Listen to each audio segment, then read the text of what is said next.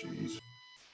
Hi, my name is Barry Sterling Mitchell. I produce the Sterling Net Point Power Rankings and the Bias Plus Reports.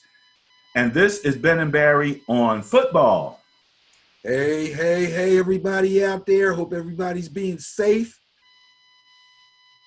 Just wanted to show off my new birthday present. Nice face covering here that was sent to me by my homie, Mr. Barry Mitchell. My name's Ben Dickerson. I'm your co-host, ready to talk some football. Let's go. Well, first off, happy birthday to you again, old man. I like that gator. I'm jealous. I'm going to have to get me a Niner gator. Put it back up. Let me see it again. John's nice. Oh. Just pull it up. Bam. Real breathable. Oh, man. You know, doesn't slide down real easy when you talk. Okay. It's good. It's comfortable. It's not too snug, but it's snug enough to stay on. I love it. And I found that one report that said they did some testing on those gators, and although originally there were questions about their ability to, filter out the viruses, etc., they tested pretty well recently. So, and I figured, hey, it's getting cold. Nothing wrong with having a little something around your neck, man. Right. And they actually fit up over your head. So you can kind of pull it up over your head and your ears, put a hat on top of it. When it's hot out, you can roll it up, use it as a headband. All kind of purposes, man. This thing's great. I'm going to get a couple more. We're going to have to get us a sponsorship. Gators or something. They're really popular. I noticed a lot of the NFL coaches are wearing them. A lot of the college coaches are wearing them. I prefer them because they don't have the thing that goes around your ears. I hate that thing on the back of my ears with the conventional mask. So I prefer these. All right. I'm going to have to try me one.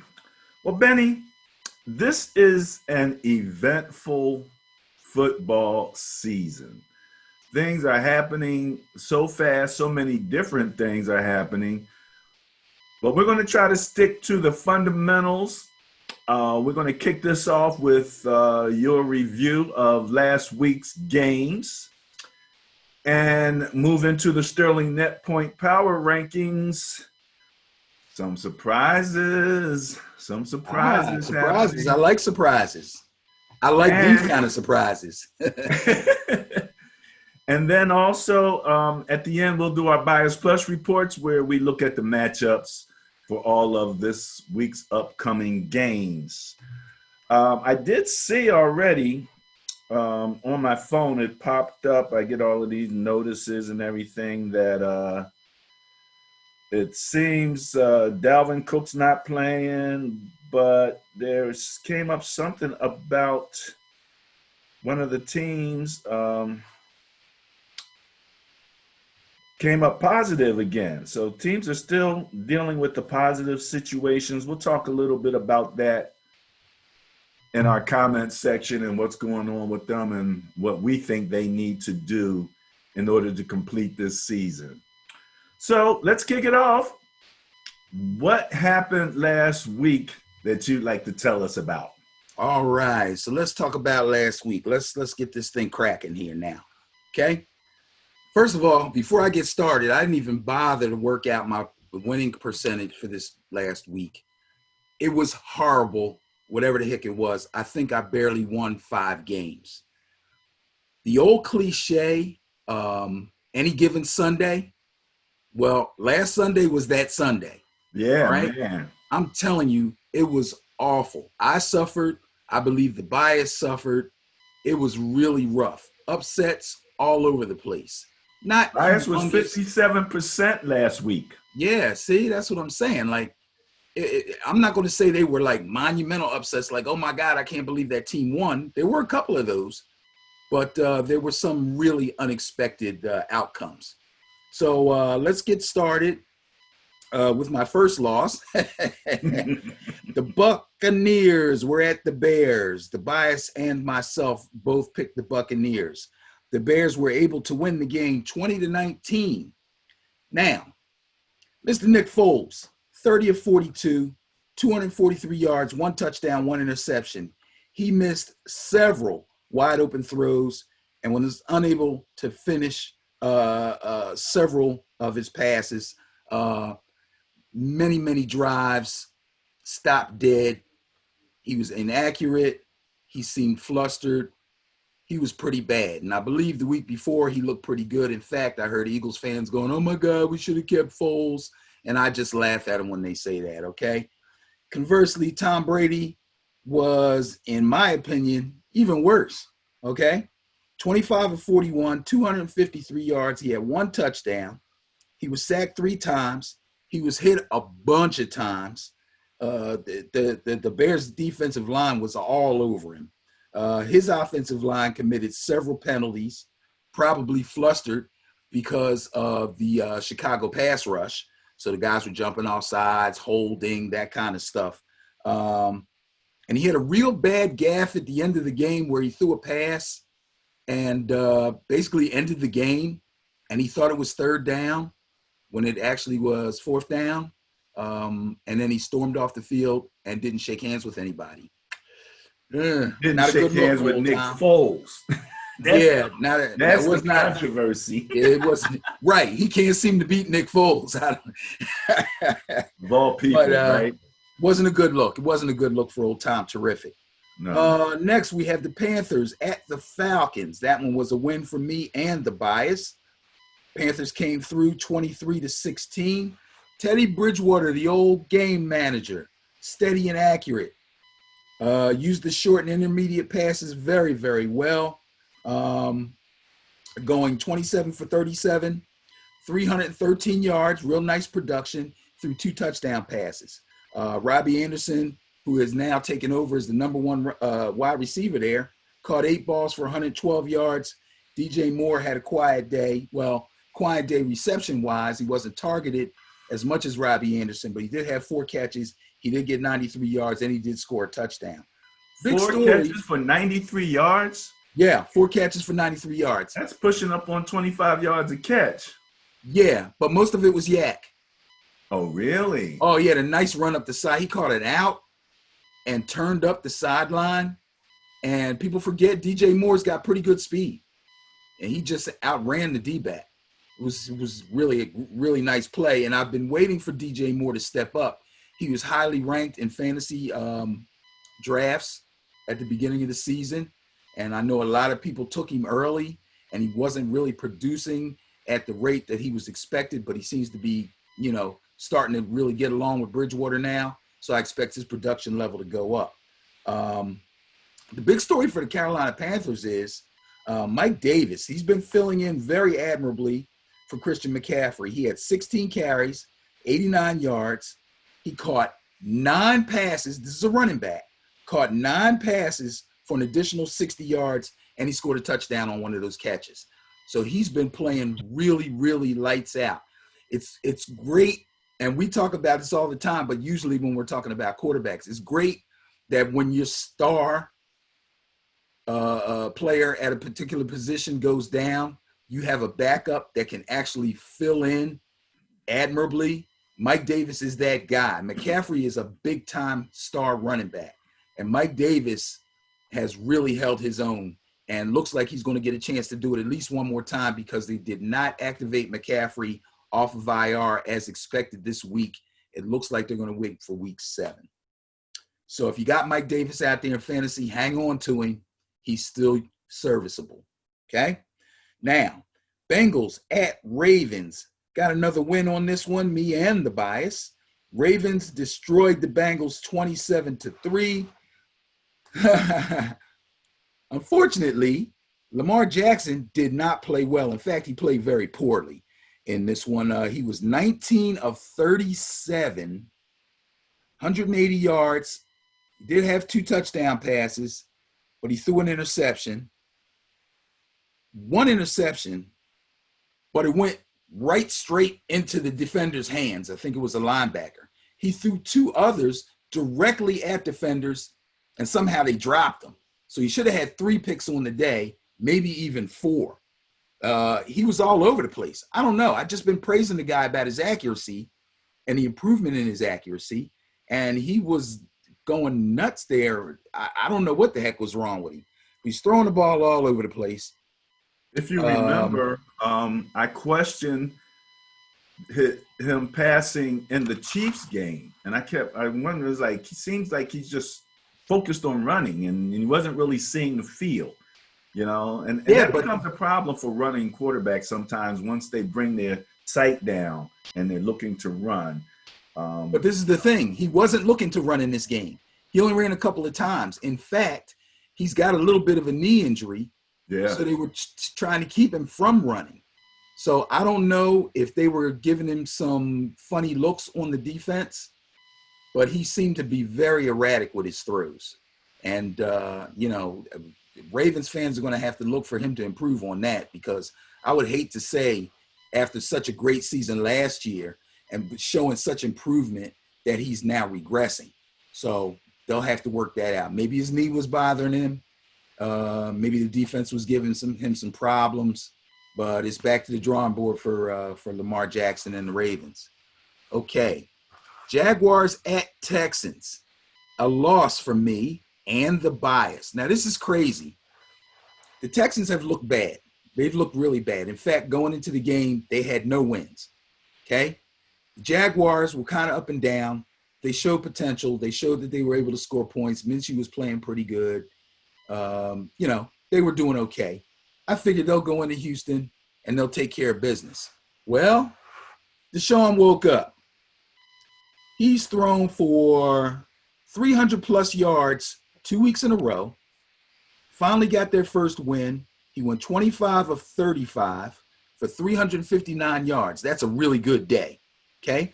He had 2 touchdown passes. Now he did throw 2 interceptions. One of the picks was a tip pass, and the other one was a ball that he tried to fit in a tight window. I think he threw it to Will Fuller, but he was double covered, so that got picked off. Other than that, he had a great day. Also, we've been talking about Deshaun, and we've been talking about Will Fuller filling in for Nuke Hopkins, who they traded away. We weren't saying too much about Brandon Cooks. Well, Brandon Cooks finally showed up. He had his first didn't he big day of though? the season. Excuse me? Didn't he though? Yeah. Had his first big day of the season. Caught 8 balls for 161 yards, and he had a score. So good for Brandon Cooks. I expect to see more from him. If he's available in your fantasy league, might be a good idea to grab him, because Deshaun is still Deshaun. Okay? Remember that. Now, Raiders at Chiefs. What's going on out there? I picked the Chiefs, the bias picked the Chiefs, and the rest of the world picked the Chiefs, and the Raiders beat them 40-32. Now, I gotta stay with my notes here, because I wrote a lot of things down about this one.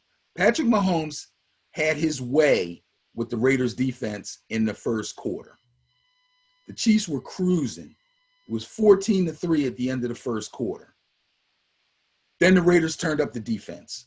I don't know where it came from, because they've only shown spurts of good defense here and there, but their pass rush has been fairly steady. Okay? They turned up the pressure in the second quarter and kept it up the rest of the game. Mahomes was forced from the pocket quite a bit. He made several off-balance throws. He was contorting his body to make throws. He threw one. I can't even imitate what the heck he did. He twisted himself all up just to get the throw off. They were all over him. Let me see. Okay, so he finished the game with 22. He went 22 of 43, 340 yards, 2 touchdowns. He did throw an interception, and he was probably lucky he wasn't picked off even more. That was his first interception, wasn't it? Of the season. Think so? I don't know about that. I kind of think I remember him throwing another pick in a previous game. I'll At double least check, but one I other. thought that was his first interception of the year. That's a possibility. That's a possibility. But again, with the kind of heat that they were putting on him, he's lucky that's the only one he threw for that game. Excuse me. Meanwhile, Derek Carr, the unheralded Derek Carr, was a far more efficient 22 of 31, 347 yards, 3 touchdowns, and only 1 interception. With the Raider defense holding the Chiefs' vaunted offense at bay, Carr tossed 2 TD bombs, one of them to Nelson Aguilar, who's having a nice season so far. Sometimes a change of scenery will do you good. And rookie Henry Ruggs, who's been hurt and people have been waiting to see his speed, and he got a chance to really show it off. So they both caught bombs for touchdowns. Speed. Isn't it funny that the Raiders got the Chiefs with speed? Yeah, yeah, absolutely. But let's face it, both of these defenses have their issues. But the Chiefs' defense is nothing to really write home about. And if I'm not mistaken, Chandler Jones just went down. Isn't he one of their best pass rushers? Yeah. Yeah. So that's going to hurt them also.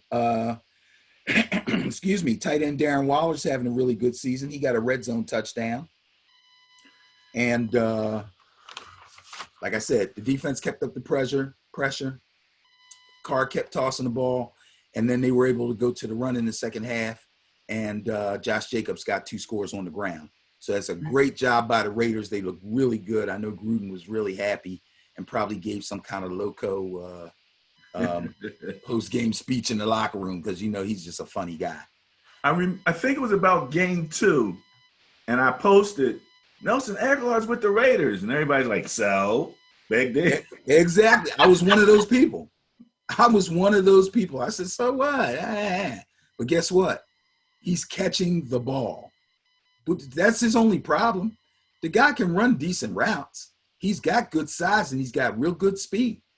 He just couldn't catch the ball. But they've done something with his concentration, or maybe he's working harder. I don't know what it is, but he's much improved, and kudos to him. Isn't that the Philly way, though?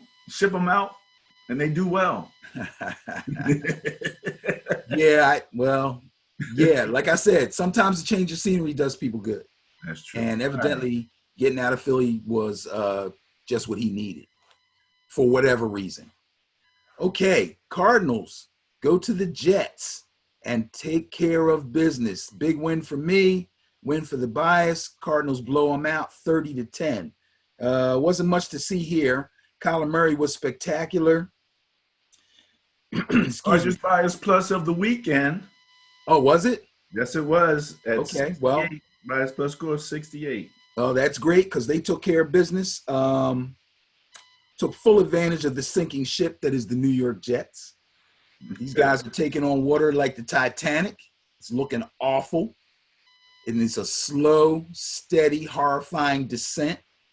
If you're playing fantasy and you have a skill position player or a defense that's going against the New York Jets, put them in your fantasy lineup. You are guaranteed to get points. Guaranteed. Okay, so now how was Kyler's day? Let's see. He completed 27 of 37 passes for 380 yards. That's a career high for him, I believe. Really? He had 1 touchdown pass. He threw 1 interception. And on the ground, he compiled 31 yards on 9 runs. And he had another score on the ground. Guess who is the NFL rushing leader at this moment? Kyler Murray. I did not say quarterback rushing leader. He is the touchdown leader on the ground. Okay. Touchdown leader on the ground. With all the great running backs in the NFL, Kyler Murray is number 1 right now. Okay? Wow. Yeah, and that's something. Wow. That's 5 TDs on the ground. Second best in the league. I'm sorry, he's not first. He's second. Somebody else is ahead of him. He's second in the league. Still great accomplishment for a little guy like that. The Eagles went into Pittsburgh to play the Steelers. Got that win. Steelers won 38-29. The score was not that close. Or I should say the game was not that close. Ben Roethlisberger pretty much had his way. He actually dropped back to throw 35 times and was sacked once. And after that, basically stayed untouched for the entire game. So much for the vaunted Eagles pass rush. Wow. Really. And Brandon Graham's been having a pretty good year. I just had a long talk with some Eagle fans, some friends of mine last night, and I advised them that their boy Fletcher Cox, they're screaming, oh, he gets double teamed all the time. He's fat. He's slow. He doesn't look like he's in shape. Okay. He ain't making no noise. And they need to trade him now while they can get something for him. Okay. That's all I got to say about that. But anyway, Big Ben, 27 for 34, 239, pretty easy, nice, quiet yards, 3 touchdown passes, and they all went to the Notre Dame rookie Chase Claypool, his new bright, shiny toy. And I have a feeling, sometimes you see these receivers come out of nowhere and they have one big game and then they get quiet again. But after watching highlights of this guy, I think he's going to stick. I think he's going to really be a major contributor for the Steelers. Juju Smith-Schuster, for some reason, is having a really, really quiet season. They haven't had to throw the ball as much so far this season because James Conner's getting the job done on the ground. But Claypool is a nightmare. Good route runner, really good speed, and great hands. I remember him at Notre Dame. He was a big time star then, but you never know. These guys come out of Notre Dame. Notre Dame receivers don't necessarily have a good track record in the NFL. But this guy, I think, is a keeper. Right. Yeah. James Conner, we talked about. He had 44 yards and a touchdown. Quiet day. He only had 15 carries. So that was pretty much all there was to say about that. Now, as far as the Eagles are concerned, Miles Sanders had a nice day for fantasy. He gained 80 yards on only 11 carries.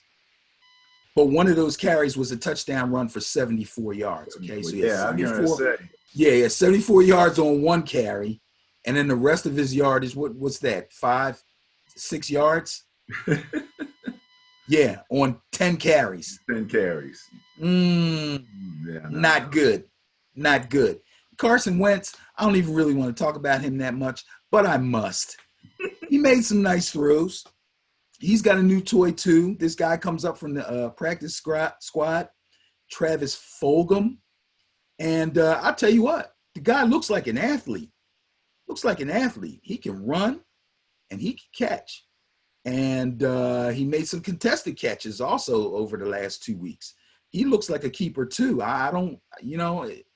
Obviously he's a keeper for them because they're hurting wide receiver wise. But the guy looks like he can really play. So good for him. He took that deep catch against my Niners, man. Yes, sir. Yes, sir.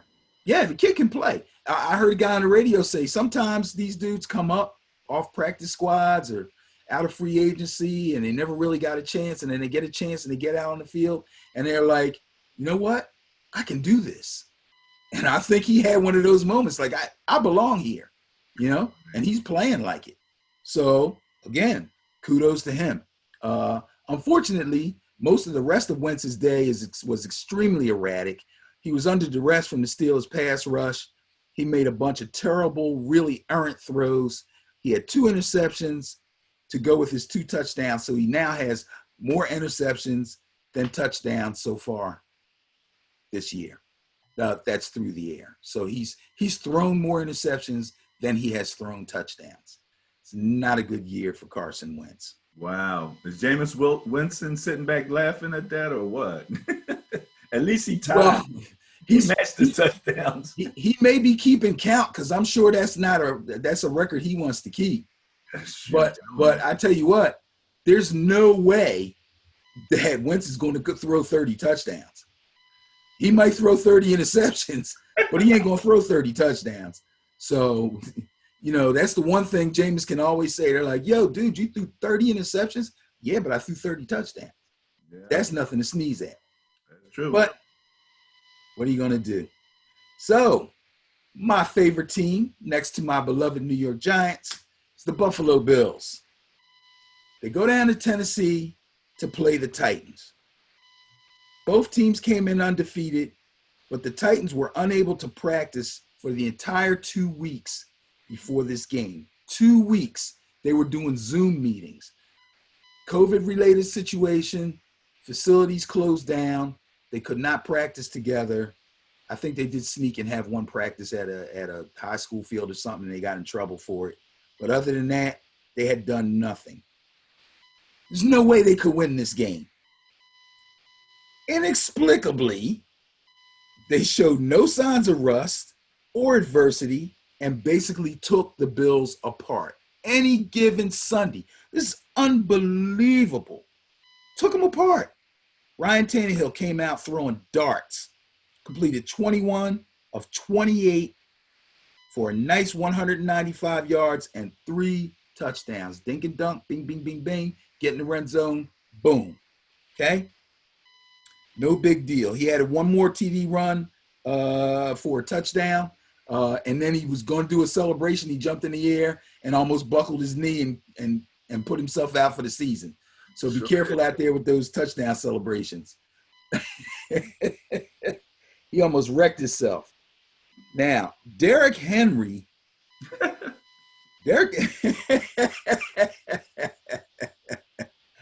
Derrick Henry was not able to break off any long runs against the Bills' tough run defense. But every short yardage situation he needed to get, he got it. Yes, he did. First downs, red zone touches. He scored. Both his touchdowns were on red zone touches. I was trying to remember. Yeah, he was in tight. So yeah, every close yardage situation he had, he came through.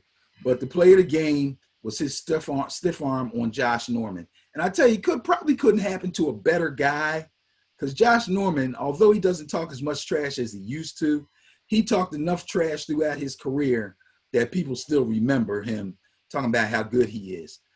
I have never seen somebody get stiff-armed completely off their feet. Not just like off their feet, knocked down. He stiff-armed him and he flew into the air. I'm probably not even making a good enough description. I'm sure you guys out there saw it. If you didn't watch the game or catch it on Red Zone, you probably saw it on Sports Center on the highlights. It definitely was in the top 10. That play, what'd you think about that? That was crazy. It reminded me of Derrick Henry's 99-yard run, where he was stiff-arming the heck out of people because they keep running up on him standing up. And you would have thought that at this point they know better than to run up on him standing. And the funny thing was, there was another cornerback who looked like he had a better angle on Derrick Henry, and then Josh Norman sort of shot in underneath of him, and that's when got him off. That's when he caught the stiff arm, and Derrick Henry wound up running out of bounds. And I hesitate to even call it a stiff arm. It looked more like a push. Like he ran up, because Derrick looked like he started it here and then like that. And that's what propelled him more than it was just bam. You know what I mean? So yeah. It was a pretty devastating. I think the media made a little more out of it than what they needed to. They were going because it looked so awesome. It really did, because he really did put him airborne completely. It was the perfect storm of him loading up and starting it right at the moment Josh Norman was coming toward him, and got right at the right distance, and he stopped his momentum, followed through, and just took him off his feet. I saw a crazy meme. I don't know if you know anything about Buffalo Bills fans, but they got this thing called Bills Mafia. So when they're in the parking lot tailgating, what they like to do is they like to do the wrestling thing. Like they all get drunk and they jump off the hoods of their cars through tables. Okay? There's a meme of Derrick Henry knocking Josh Norman into the air, and then they put a table under him. Oh, no. It's great. And they're like, Bills Mafia forever. It was great. It was great. But I digress. The LA Rams took a trip east to play the Washington football team. Got a win on this. 1 second.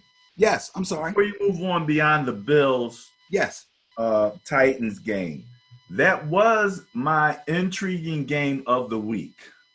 Really? Yes, it was. Yes, As it it was. should have been. And I'll And tell you, it lived up to it, brother. There's no way conventional wisdom would say that a team that was unable to practice for 2 whole weeks would come in and be that sharp, offensively and defensively. The Bills couldn't get anything going offensively. Now, true, they were missing Smoke Brown. He was out, but they held Singletary in check. Um, they let just me looked tell you, good. there was the interesting fact here was this: the Bills were favored by a bias plus score of 13 over 4 games, which averaged out to just a little over 3. Okay. When I did my research, I saw that the I'm going to see if I can read it here. According to the NFL, each of the last 5 regular season matchups in the last 10 seasons between the Bills and the Titans, they have all been one possession games with an average margin of victory of 3.2 points. Wow, that's some history there. So they obliterated the history, the close game history that they've had with the Bills, and completely smashed them. And like you said, without practice. So this 2020 COVID-19 football season is bananas. It's bananas. It's full of surprises, bro. Full of surprises. Okay, so as I was saying, the LA Rams came east to visit the Washington football team. Um, this was a win for me and the bias. It was a laughers, 30-10. Jared Goff shredded the Washington secondary. These guys had no clue. They just can't compete. Again, if you're playing fantasy and you have skill position players, I noticed a lot of people were picking up the New York Giants defense this week off of free agency and off the waiver wire. Nobody under normal circumstances would go anywhere near the New York Giants defense. But for this game, people are snatching them up. That's how bad the Washington football team is. Yeah, that's all I got to say about that. It was a no contest. The Miami Dolphins took a trip out west to play the 49ers, your beloved 49ers. Any given Sunday struck again. I took the Niners, the bias took the Niners, you took the Niners, and everybody else in the world took the Niners, and the Miami Dolphins went in there and went to work on them boys. Now, granted, the Niners are having a lot of problems with injuries, especially on defense, D-line, their secondary. A lot of their starters are out. But the guys that are backing them up, we might have to start looking at that. I don't know if they're going to need to make some deals in free agency. I'm pretty sure they've already tapped the practice squad, but things are not looking good. So, yes, even though they are having those problems, Ryan Fitzpatrick was on fire. 22 of 28, 350 yards, and 3 touchdowns. Kind of embarrassing, bro. Not good. Not good at all. What did I tell you? First of all, you put the kids to death on them. That's a 78% completion ratio right there. Yes, sir. And people are talking about, Ryan Fitzpatrick 2 will be playing soon. Maybe, maybe not. Maybe not. Okay. As long as Fitzpatrick is playing well, and he's playing extremely well, and they're winning games, they're not going to take him out. Why should they? Hey, if that doctor doesn't puncture Tyrod Taylor's lung, if they were winning games and he was playing well, we wouldn't even know how good Herbert is. And he is good. True. That is so true. And, if you remember when we talked about that game last week. I made a funny face and I'm like, I don't know about this. But we kept talking about Garoppolo coming back, and if Right. Garoppolo's coming back, okay, well, we got a good shot. Garoppolo looked like Nick Mullins. I mean, Pretty much. Pretty much. and they took him out, as they said, to keep him healthy. They didn't want him to get further injured, and put C.J. Beathard in there. And between C.J. and Nick Mullins, we have to find a better backup quarterback. There's no doubt about it. So, yeah. And last but not least on this, the Miami Dolphins were the Bias Plus Busters of the week. Very good. Congratulations to the Miami Dolphins. That makes two straight weeks that the opponent to the Niners was the Bias Plus Buster of the week. Oh, that's not good, bro. That's not good. This is not a good year for us, man. I don't know. Although I expect you guys to kind of rebound before it's all over. My team. Yeah, this ain't the division for a lot of rebounding. Well, yeah, you got the Rams and you got the Seahawks. Oh, my goodness. Whew. Well, I tell you what, hopefully you guys will get it together. All right. The Indianapolis Colts, with their vaunted defense, went into Cleveland to play the Browns, the erratic up and down Cleveland Browns. And I took an L on this one, and so did the Bias. Again, this was another any given Sunday. The Colts defense was playing so well. Their offense was just as steady as they needed to be. Phillip Rivers was keeping the mistakes down. Everything was humming along. And then all of a sudden, Baker Mayfield showed up. He wasn't great. In fact, he hasn't thrown for 300-plus yards yet this season. He's only gone over 260, I think, twice. But, of course, we know they got that really good running game. And even with Nick Chubb out, they're still doing really well on the ground. But he did throw, he went 21 of 37. Not really a good day. Got his yardage up, though, for 247 yards. He did throw 2 touchdown passes, but he also threw 2 interceptions. So Baker Mayfield's still having his issues. Some days he's going to be good. Some days he's going to be bad. Kareem Hunt handled the rest against the vaunted Colts defense, totaled 103 yards and a touchdown. Touchdown was on a catch. He had 23 total touches. Didn't OBJ throw either a pass or a touchdown? I think they're getting passes from their wide receivers.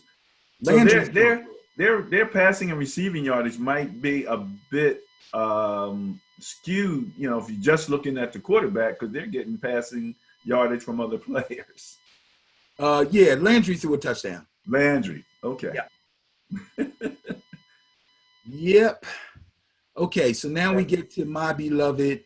Oh, and by the way, I think we mentioned last week that the Colts challenge with the Colts was that the teams they had played were not top tier teams necessarily. So they were beating up on a few of the weak sisters. Maybe their numbers were skewed a little bit. I think that's legitimate to make that premise, although they were beating up on them pretty well. I mean, they were looking rather dominant, to tell you the truth. You're supposed to if you're playing weaker teams. I'm gonna give kudos to Greg Stefanski and the Browns offensive coordinators and game planners and schemers. I think they brought some stuff that the Colts just were not ready for, because they had them looking baffled. I saw some play action rollouts. Baker's rolling out. There's nobody in front of him. For like the third of the field in front of him, there's nobody there. It's like everybody on the Colts went to the play fake. And I'm like, nobody, So, I mean, yeah, you'll give it to Stefanski and them. If those guys are biting down hard on play fakes like that, that's going to be a problem. If that had been Mahomes, he'd have ran for 40 yards. Yeah, there's a reason for that, though. I mean, when your quarterback is a good ball handler, Maybe you pull a guard or something. If they're biting on those fakes, that means they're good fakes. Doesn't mean they're just,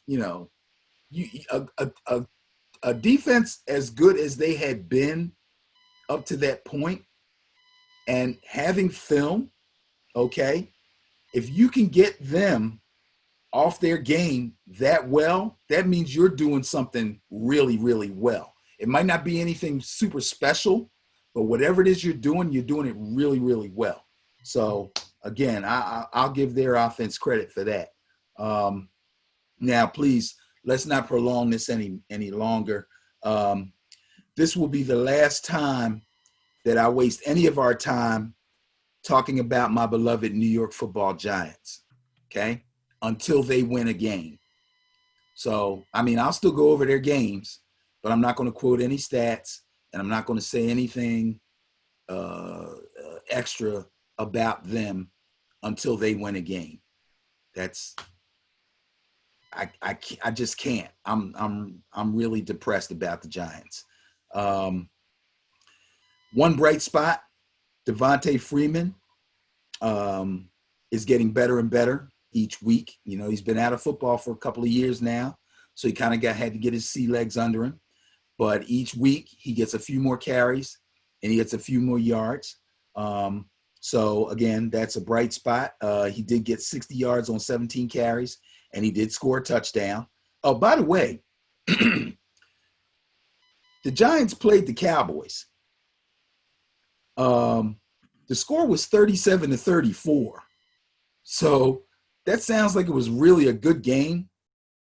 But Daniel Jones only threw for 222 yards, and he didn't throw any touchdown passes. So Devontae Freeman scored. Graham Gano, the kicker, kicked 4 field goals. 3 of them were 50 yards plus. Great for fantasy, because in fantasy, you kick a field goal that far, you get 4 points for it instead of 3. Okay, so keep that in mind. He's got the long leg. All right. And they ran back either a recovered fumble or an interception. I can't remember. But the defense scored also. So I don't know what's going on. People are saying Daniel Jones needs to be benched. I don't know if they're going to tank for Trevor or sever for Trevor, as I heard last week. I don't know what's going on. I really don't. I don't believe that a high draft pick like Daniel Jones is somebody that they're just going to give up on right now. They have a whole lot of problems on that team. He's not the main one. So I don't think they're going to give up on him, but kid's been looking bad. It's not good. It's not good at all. Okay. So, hey, look, I got another win. Vikings at Seahawks. I took the Seahawks. The bias took the Seahawks. You took the Giants on that previous one, though, didn't you? Yes, I did. That was a loss for me. I picked the Giants to win. They lost 37-34. If he throws one touchdown pass, maybe I win. It was a close game. And yes, thanks to the field goal kicker. Yeah, but let's not forget historically that we saw one of the scarier injuries. Oh, yeah. I was kind of erasing that from my mind. Dak Prescott is out for the season. He's out for the foreseeable future, probably 6 to 8 months, I believe, with a compound fracture of his ankle, also an ankle dislocation. They can fix the dislocation, but the compound fracture, supposedly bone came through skin. So now you're looking at really being very careful because of the situation that Alex Smith went through with infections and such. So prayers go out to my man Dak, who's having a fabulous season statistically. He bet on himself signing that franchise tag. So I don't know where this is going to leave him. That's a whole – we can have an all-day discussion about Jerry Jones and Dak Prescott and his future with the Cowboys. So I think I kind of had that in mind when I kind of left him out of the conversation about the game.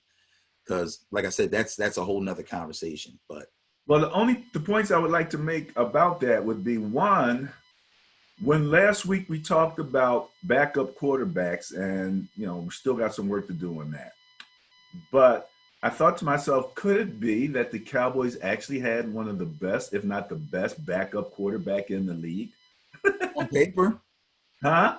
on paper, Period. I mean, they got the red rifle at backup. you act like he's like really good. I'm talking about comparing him to backup quarterbacks around the league. Yeah, I'm not that's what I comparing him said. to starters. You know, On paper, he's probably the best. yeah, yeah. Well, why do you say on paper? I mean, bottom line is, I don't see any backup quarterback. Can you name one that's Right. So if I have a piece of paper and I list all the backup quarterbacks in the league, I'll probably put him at the top on paper. Let's see what happens when he starts next week. okay? All right, we'll do that. The other thing that came out that I was really surprised at when I looked at the severity of the injury, because I mean, let's face it, Dak's ankle was going in a direction ankles aren't supposed to go in. He had emergency surgery. They they released him from the hospital the next day. Yeah. I'm like, I know in the age of COVID, they're probably trying to get people out of hospitals as quickly as possible, but that just seemed really fast to me. So, I mean, kudos to the medical people, and I'm hoping that, everything goes well for him. I just thought that was, real. I thought he'd be in there a day or two at least. You know what I mean? But no, he Well, was released the next day. He's already going back for follow-ups. See, he's tweeting and posting about, from the car, thanking everybody, looking real happy, looking not like he's in a super amount of pain or anything like that. So he might be back a little earlier than your 6 to 8 months. He might be more 4 to 6 months. You don't think so? I don't think so. He's better off having a fracture as opposed to a break. Okay. A fracture will probably heal better and a little faster than a break. What's the difference between a Well, fracture and a break? Because I've heard fracture studies take means a long time. there's Breaks do faster, but you're talking about a fracture versus a break.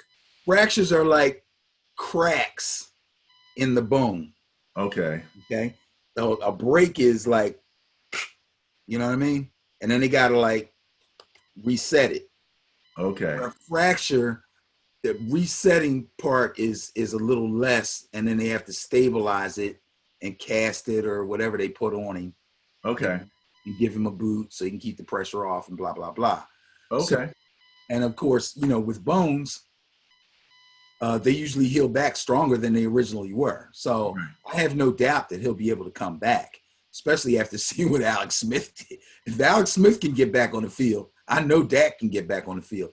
But yeah, his chances of coming back and continue his career are fabulous. Just I don't know if it's going to be with the Cowboys, but he will be back.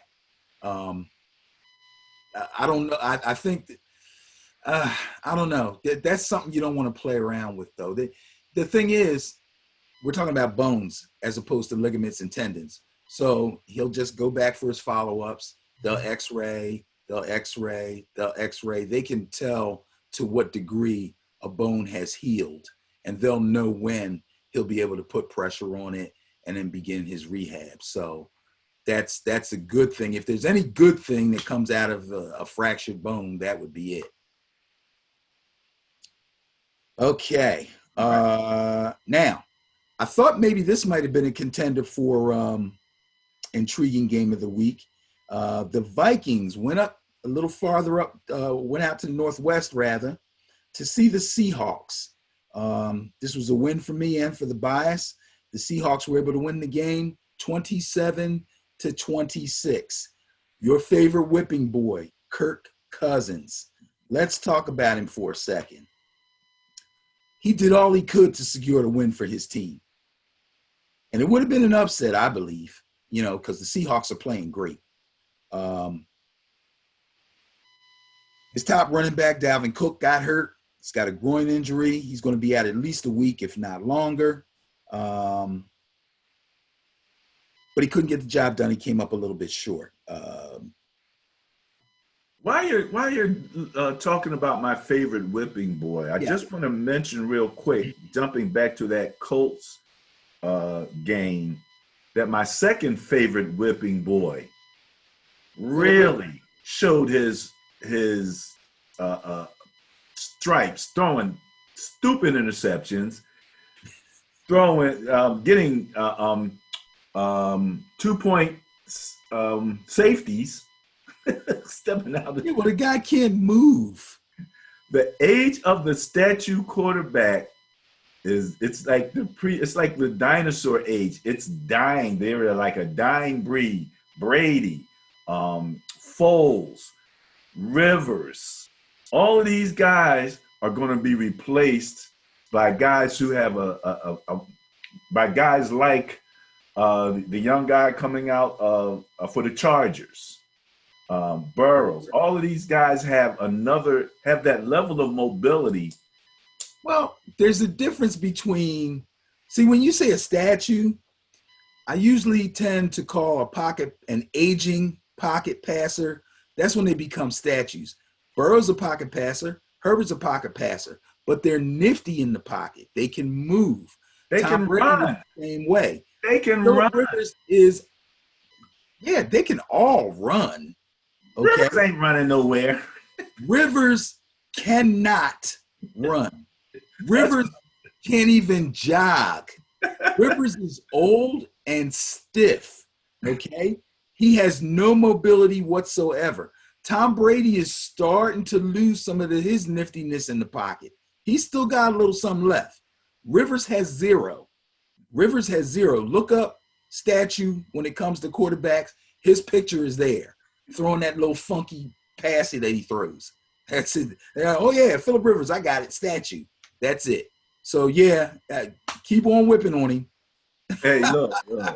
And so back to your Viking Seahawks. Cousins, my second favorite whipping boy, or my first favorite whipping boy, obviously gets in the situation and can't close. Well, yeah, but let me say this for him. He was 27 of 39. That's not great. That's not great. 27 of 39? Yeah, 27 of 39. 249 yards. He threw 2 touchdown passes. Only 1 interception. 27 of 39 is 69%. Okay. That's not bad. It's not bad at all. It's not great. It's not bad. Like I said, he did all he could. Problem is he was sacked 3 times and he fumbled on the last play of the game, trying to bring him back for the win. So, like I said, he did all he could, couldn't finish it off. Fantasy note, like I said, Dalvin Cook went down with a groin injury. I don't expect him to be out more than this weekend. I think he'll be back. Hottest guy on the waiver wire this week, besides Chase Claypool for the Steelers, is Cook's backup. His name is Alexander Mattison. Madison, I like him. Madison, yes. Good runner. And, if the Vikings offense can't do anything, they can run block. So expect Madison to do well. And a lot of people were after him in fantasy. If you could get him, grab him. If you didn't get him, hopefully you won't be playing against him. He had 112 yards on 20 carries in that game after Cook went out. I just got a report that Dalvin Cook is out for Sunday. Yes, he will be out for Sunday. What I said was he will not be out any longer than Sunday. Okay. I don't believe. So I believe this is a one-game thing for Madison, although he's been getting touches. You know what I mean? They don't go exclusively with Cook because the guy can run and he can catch the ball out of the backfield. But he showed this past week how good he really is. He has the chance to start and play an entire game this week. So his number of touches will probably go up rather, even after Cook comes back. Okay? They might even turn into a committee all of a sudden because, for the most part, Dalvin Cook's been the bell cow in Minnesota. You want him if they go any further. Not that I think they will, but okay. Yeah, I don't think they will either, but, that's their only hope right now until they can learn to pass block or they can get guys who can pass block as well as run block and keep Kirk clean, because you got to keep him clean. He's not good under duress.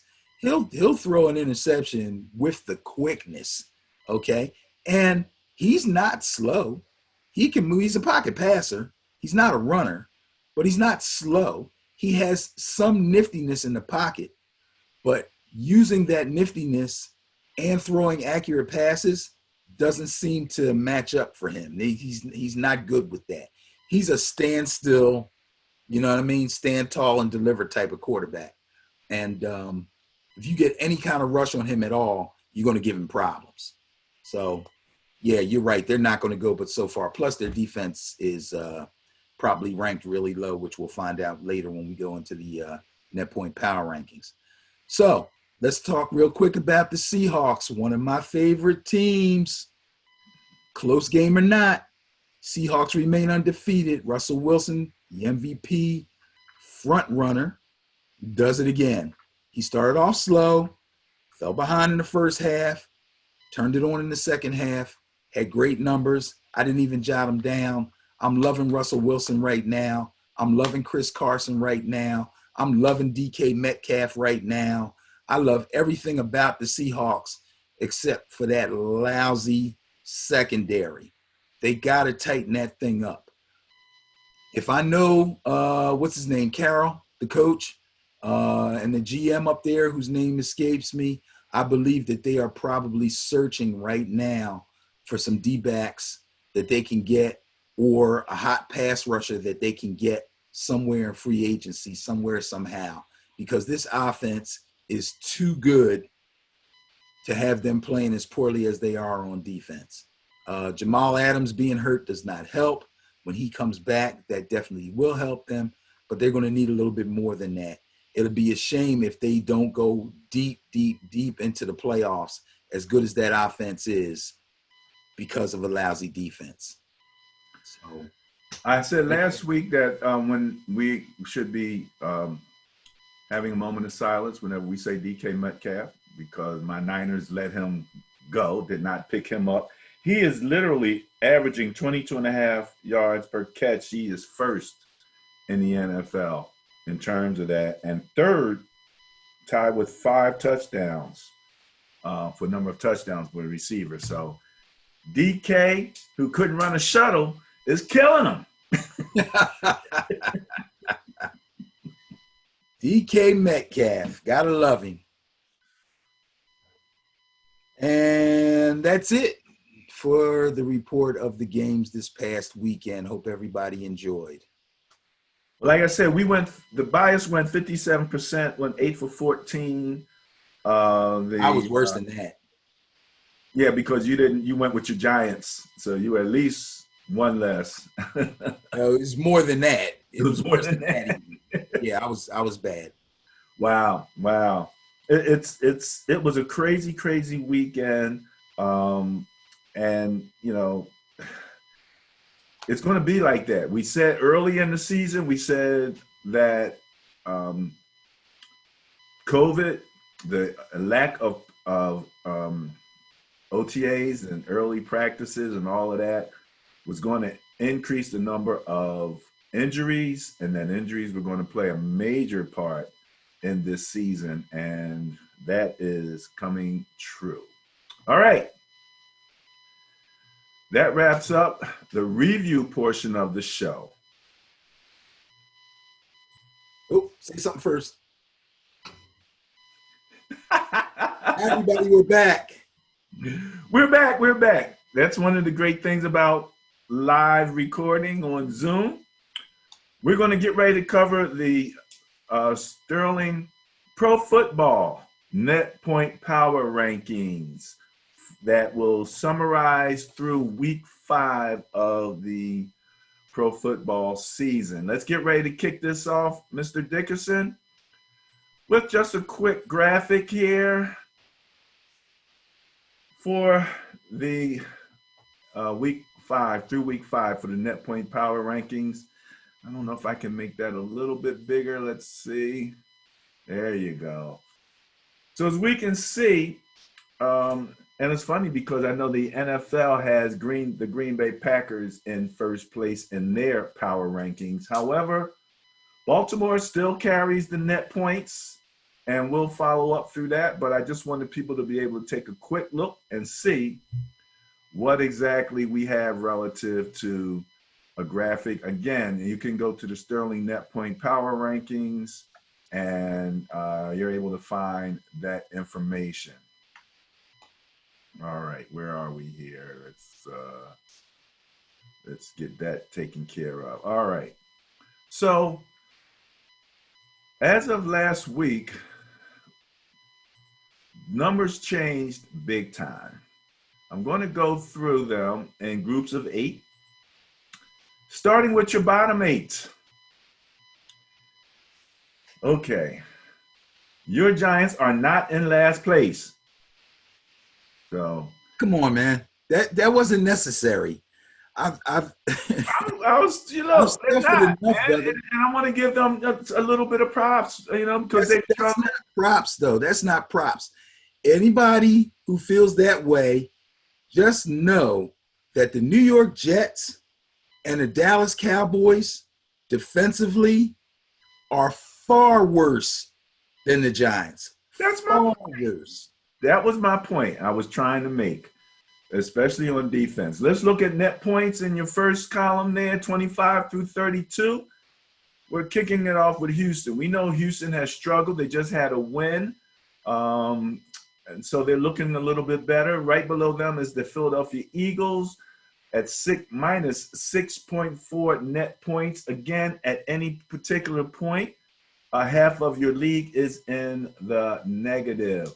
Detroit, Jacksonville, Atlanta, the Giants, Washington, and the Jets round out the bottom 8 in terms of net points. In terms of scoring, the LA Chargers at 22 points, Jacksonville, Chicago, Denver, Washington, the Giants, and the Jets round out the bottom 8. In terms of points against, Cleveland. Now the Browns at 25, could be an issue. Look who's 26. The Saints. Look who's 27. The Raiders. We're not gonna worry about the Vikings. We know that they're having issues. The Lions, the Jets, Atlanta, and Dallas should be ashamed to have Atlanta be ahead of them in terms of points against. But okay, No. Kudos to Atlanta for being better than the Dallas Cowboys defense is atrocious. It's atrocious. It's monumentally bad. The type of scoring and the way teams are scoring on them, it's ugly. Like these dudes are not. I've seen guys running away from tackles. All right. I see guys, they look like they're going in for the tackle and then they swat at the ball or they just run past the guy and go out of bounds. This is ridiculous. The Cowboy fans should be ashamed. their number one pass rusher is Aldon Smith, who hasn't played in 5 years. Right. And he's the best they got. He's the best they got. Unbelievable. Last column, our favorite turnover differential. Giants are 25th, so they aren't, they're working. The Vegas, your Raiders are below them. The Cardinals have to get that together. I'm glad to see that Kyler seemed to have improved a little bit against the Jets, but we'll have to see how he does against some better competition. You got your Vikings, your Texans, the Eagles in 30th place, just above Denver. And again, rounding out last place, that would be your Dallas Cowboys. All right. The next 8 above that, 17 to 24. We're going to finish up on the negative portion of the net points with New Orleans coming in at 0.6. That's an average of a little over a half of a net point. Better than the competition in the positive, but everybody else is negative. You've got your Raiders, the Bills. Now the Bills took such a big loss that it pushed them down into the negative net points. So I mean that loss was a real headbanger, man, and It was. It was crazy. It Chargers, was. They okay. need to be looking themselves in the mirror. They need to be looking themselves in the mirror for taking a loss like that to a team that hadn't practiced in 2 weeks. They really need to talk this one out. They need like an intervention or something, bro. That's that was not good. But they're the type of team who can come back and have a big win over somebody else the same way and be right back up top. We'll talk about that in the next segment. The Bias Plus reports based on these same net point power rankings. In 21st place, Cowboys at minus 3.4 net points.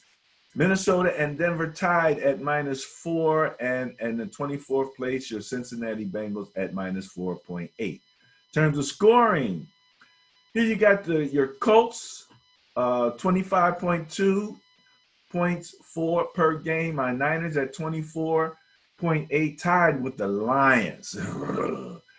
Carolina Panthers at 24.4, tied with Atlanta. Now Atlanta can score. They've been able to do that, so that bodes well for Carolina. New England at 24.2, the Eagles at 22.6, and Houston at 22 points, averaging on a per game basis. In terms of defense, Green Bay coming in at 17. That's one of the challenges with making Green Bay a number one in some of those other power rankings. Everybody's so smitten with Aaron, which I can understand. But you can't ignore that defense coming in at 17. Just one ranking above the Giants coming in at 18. Congratulations. Seattle, what the heck? 27th. You mentioned that in the previous segment. They got to get better. They got to get better. They got to get better. The Texans. Green Bay. Same thing with Green Bay. If you have an offense like those two teams have, you have to support them with defense. The GM and the coach, they need to put their heads together and come up with something before the season goes too far. Absolutely. I mean, 28.4 for 21st and 22nd place. There's your Buffalo Bills. You're giving up, an average of 28.4 points per game. That was that last loss, man. That was bad. That's an average, man. I mean, I know it pulled their average down. That's what I'm saying. It pulled them down. Yeah. But now let me just take a quick look here. Last week, because I think last week they were in the positive. That's what I'm getting ready to see if I can take a quick look through week 4 in terms of what are we looking at? Defense? Yeah, we're looking at points against right now with them coming in 22nd place at 28.4. That's not good. Again, and this is funny, we're talking about teams that we expected to do well, that are doing really well offensively, but not so well defensively, like the Seahawks, like the Packers, okay? The Bills, we were looking at them like they were a team that was going to be pretty well balanced and supposedly have a fairly strong defense. Not a good defense or okay defense, but a strong defense. They're pretty good against the run, okay? But again, they got issues in the secondary. It's crazy. So week 4, they were ranked 17th. There you go. Okay, so they were right on the fringe of the positive. They probably were like where the Packers are now. So again, that one loss hurt them. But yeah, that was a biggie. Okay, turnover differential. Rams at 0, so they're balanced at 0. Washington, Chicago, my Niners, Jacksonville, Cincinnati, Buffalo, and the Chargers, all in the negative in terms of turnover differential, ranging from 0.2 down to 0.6. So all of those teams have work to do in terms of turnover differential. Let's go to the next group, 9 through 16. All right, now we're looking at some contenders. Net points in 9th place, Tampa Bay. The Buccaneers at 5.4. These are all plus numbers. Arizona 5.2. Miami 4.6. My Niners at 2. Cleveland 1.4. They've got some work to do. New England 1.2. Chicago at 1. And Carolina at just under 1.8. In terms of scoring, we're looking at a range of 29.8 to down to 25.6, with Kansas City coming in 9th. Little surprising because Kansas City in the previous years, they were in the top 10. They're in the top 10 here too. So let's give it to them. Pittsburgh, 29.5. Tampa Bay and Buffalo, 27.8. points per game. Miami and the Rams. That is a strange neighborhood right there at 27.2. Minnesota 26.4 and Arizona 25.6. Strange neighborhood for who? Miami? Miami and the Rams scoring the Right. same amount of points. Oh, okay. I get what you're saying. I get what you're saying. It's funny. The Rams are known to score a lot of points. Miami is not. Miami is right now scoring a good bunch of points, and the Rams offense has gotten really, really tame. Yeah, yeah. I mean, the Rams are kind of efficient more so than they are prolific. They used to be prolific. Just that quick, their run to the Super Bowl, they were a fast pace, punch you in the mouth, pile up points kind of offense. And now they're pretty conservative, not in a bad way. Yeah, Just their whole style seems to have changed. yeah, absolutely, absolutely. Final column turnover differential. We're just over half a point, half a turnover differential going for Miami and Carolina, just under for the Jets and Tampa Bay. And then point two for rounding out, what's that, 13 through 16 with New England, Detroit, New Orleans, and Atlanta. Again, strange bedfellows in terms of turnover differential. All right, let's get to the top eight here.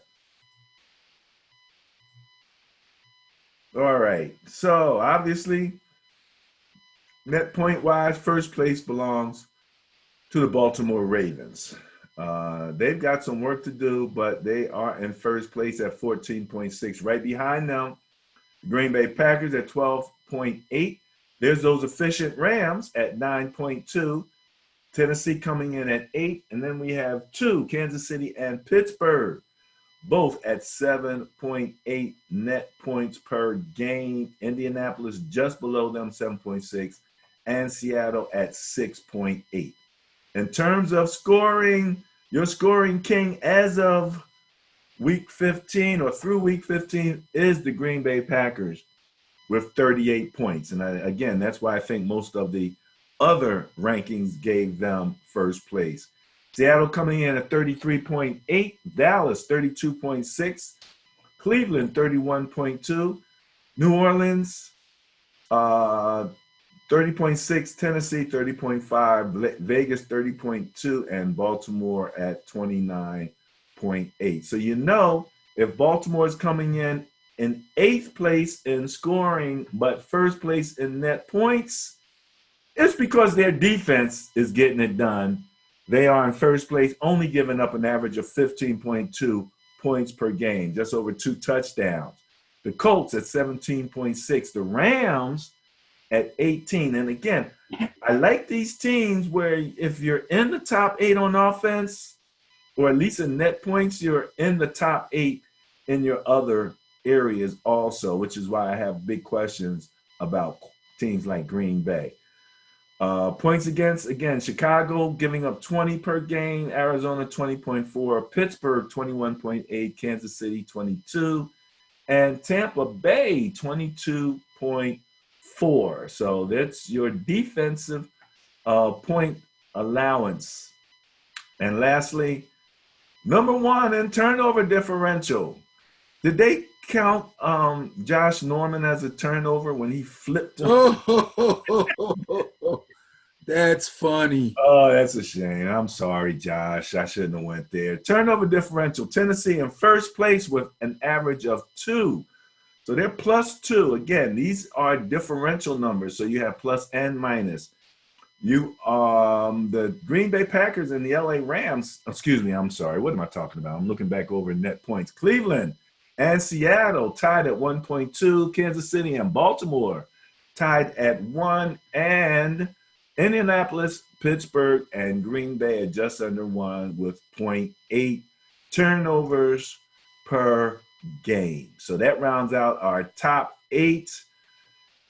Any comments on that? This is interesting. What this tells me right off the bat, if I didn't even know anything about the net point power rankings, is that Baltimore is number 1 in net points for a reason. And that reason is that they're number 8 in points for, and they're number 1 in points against. I would say they're the most balanced team.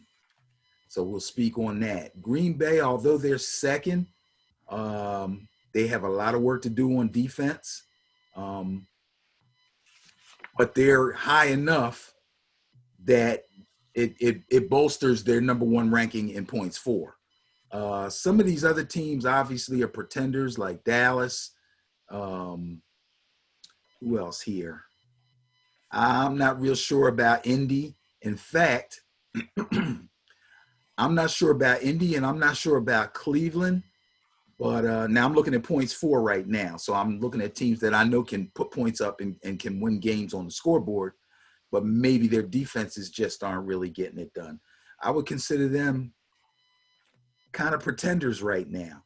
I don't believe in Cleveland. I don't believe in Indianapolis, but I do believe in the Saints, and I do believe in the Raiders. So I think you're going to see the Raiders begin to climb the charts. And I'll just talk about turnovers really fast. Yeah, they should consider that Josh Norman reception of that stiff arm. That's an Apple turnover. An Apple turnover. Yeah, they made him an Apple turnover.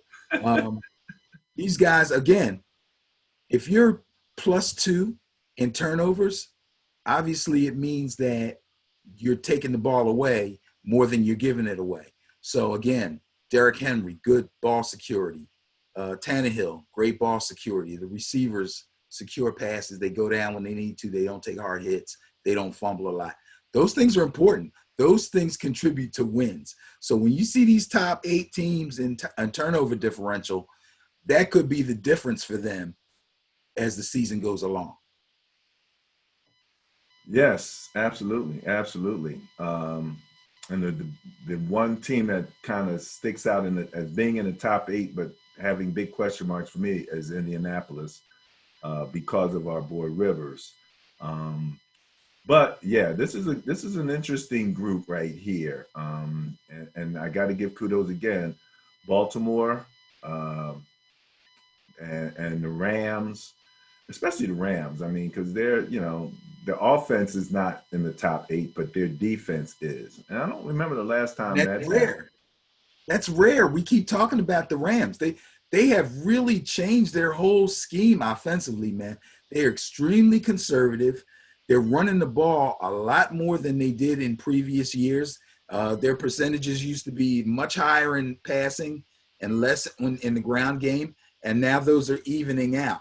And it's not hurting them because they're still winning. But yeah, they're a different team. They're a different team. They're very interesting to watch. I like the Rams. Yes, absolutely. That looks like a team that's going to contend, and they're much more balanced. That's the Right, thing. right. And balance is good. Balance is good. Balance is very good, no doubt about it. Balance is very good. So, okie dokie, let's see what we got here. Rounding this out, that pretty much wraps up the Sterling Net Point Power ranking portion of the show. That was interesting. And again, no opinion here. Right, right, right. That's the great thing about the power rankings. No opinion, no conjecture. No opinion, Just no the numbers. conjecture. All right, we're going to wrap up this portion of the show and move on to the Bias Plus. Bias Plus reports for the week 6. 8 weeks is halfway through. We're almost halfway through the season. Almost halfway through. The second preseason is over. And that could be one of the reasons that we suffered so much in that last week. Yes. Because that those first 4 games, teams tend to start to get the act together a little bit. That's what's happening. I believe that. It. I'm telling you. Okay, what do we got here? Yes.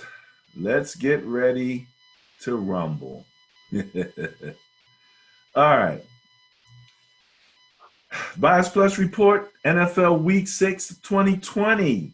We're going to kick this off with the Bears visiting the Panthers.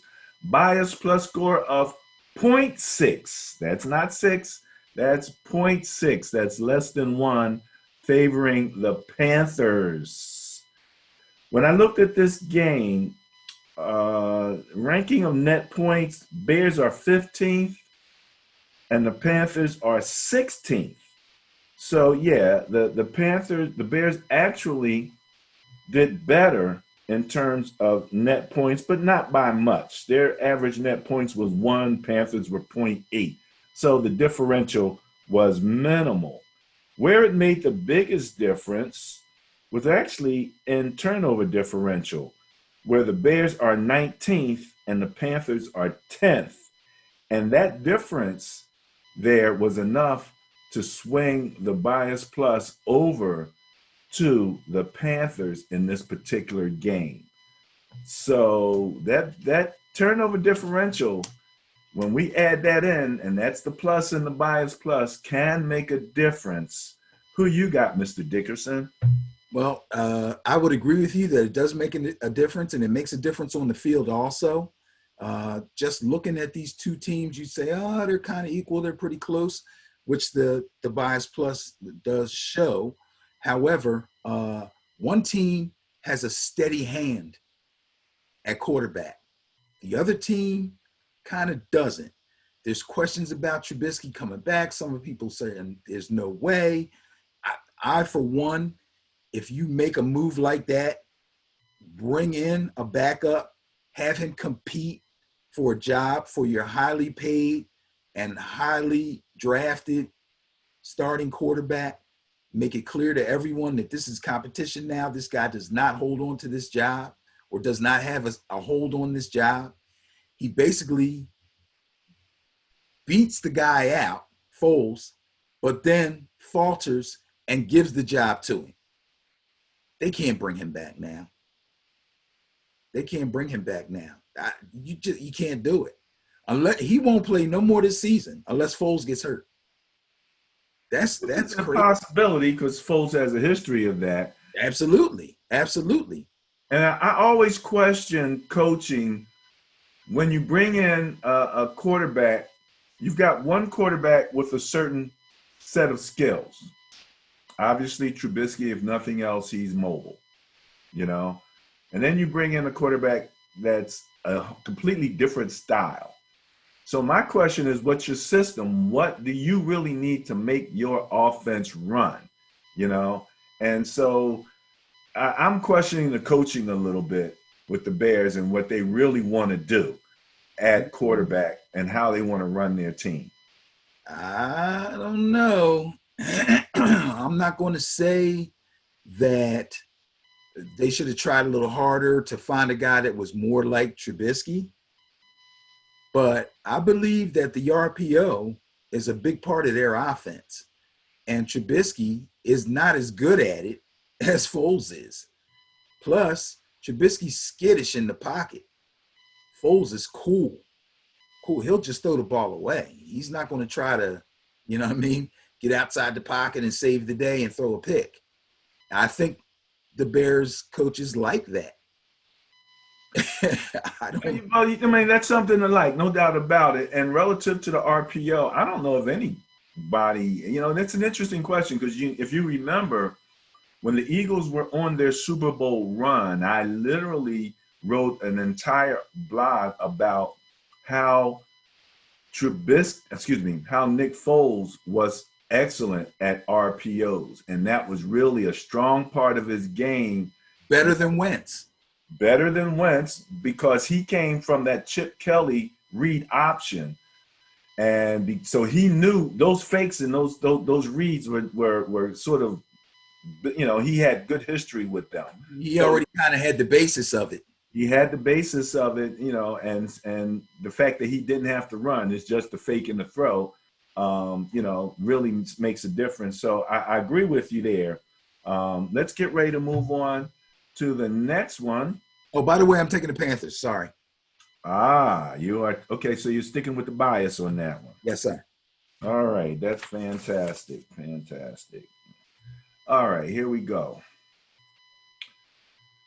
Bengals at Colts. Bias plus score 13.6. And again, we're using averages. So if you've been following Ben and Barry up to this point this season, you saw gross numbers, complete numbers, not broken down into a per game average. But because of COVID-19, games being canceled, games being moved, and it's really difficult to account for your net points when one team hasn't played. The best way to handle that is through averages so we took a per game approach, and we'll do that through the rest of the season because I believe that NFL is going to continue to have issues with COVID because of the lack of a bubble. But we'll talk about that in the commentary. So your bias plus score 13.6 favors the Colts. Who you got, sir? I'm going to take the Colts in a bounce back game here. I believe that their defense is too good to just go out like they did last week. So I think they'll rebound against Joe Burrow and the Bengals. Although, again, Joe Burrow hasn't done anything to embarrass himself. The guy's playing well. He's the number 1 pick overall. They threw him out there. No competition in camp or anything. You're our guy. Get it done. And he has not embarrassed himself. So that's good for him, but I don't think they'll have enough to handle the Colts. All right, sticking with the bias in this particular situation. All right, what did I do here?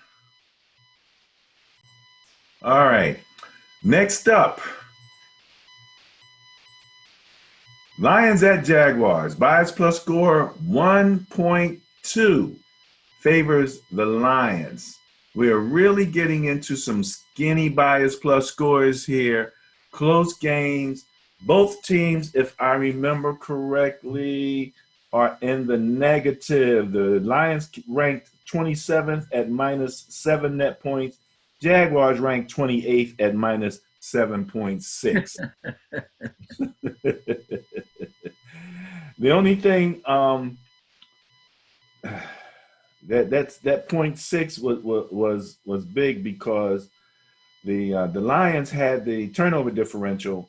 The Jaguars are minus. The Lions are only 0.2, but the Jaguars are minus 0.4. So that led to the Lions being favored in this particular game. Who you got?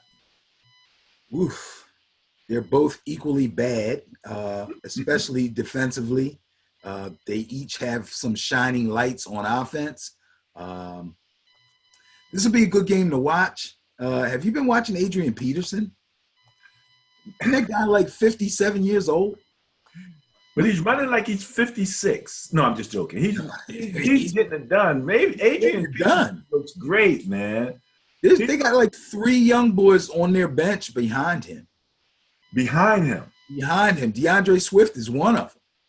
Wow. So he's holding it down. I like them coming off a bye. I think Stafford will have the boys ready.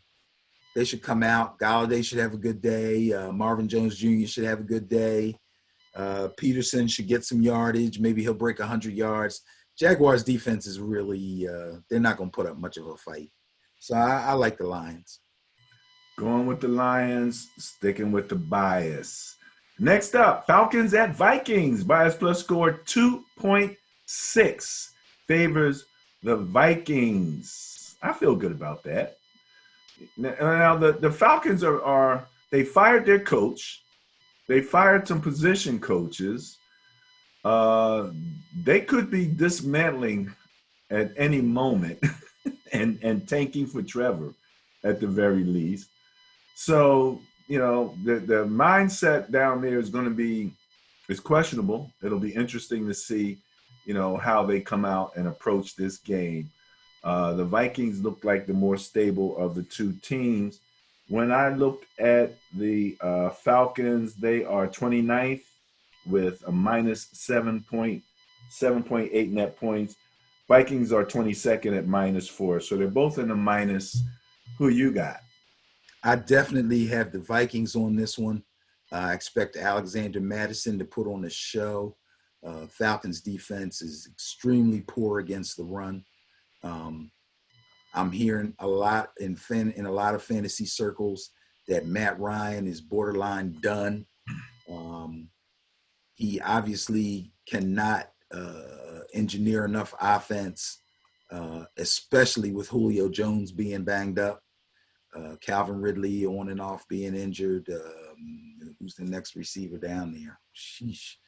Oh yeah, they got Hayden Hurst from the Ravens, but they don't even really get the ball to him.